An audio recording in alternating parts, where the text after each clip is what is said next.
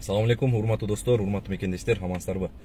Достор, чынына келген акыркы учурларда Instagram, TikTok баракчаларына көрүнбөй калдым. Себеби дегенде иштерим аябай көп. Ошого кирише албай. Бирок кече бир видеолорун көрүп отуруп, чын айтайын, азыр тартпасам болбойт деп убакыт бөлүп жүрүп тартып атам. Баарыбызга белгилүү болгон жогорку кеңеш Кыргызстанда өзүнүн орду бар.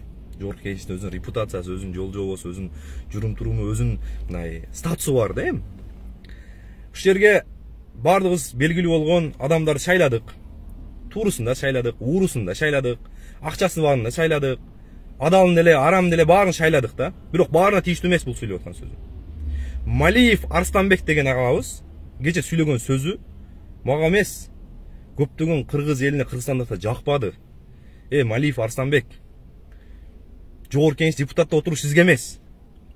Эмнеге дебейсизби? Кече сүйлөп, нелерди сүйлөп койгонуңузду өзүңүз билесиз да. Не, хижаптан башка проблема калбай калды. Эмнеге асылганыңыз хижап? Туура биз светский мамлекетпиз. Ар тараптуу динди, ар тараптуу тоскоолдук кылган эч ким укугу жок да. Ким каалаган дин талнаганы, каалаган жолуна жүргөнү да. Бирок сиз эмне үчүн мусулмандардын дини болгон, ушу мусулмандардын аялдары ороно турган хижапка асылып атасыз? Бир убактары Куранды бурмалаган элеңиз. Кичине Кудайдан коркуңуз. Не, Кыргызстанда жогорку кеңеш чече турган проблема калбай калдыбы? Границаны чечпейсиңерби? Баткенди чечпейсиңерби?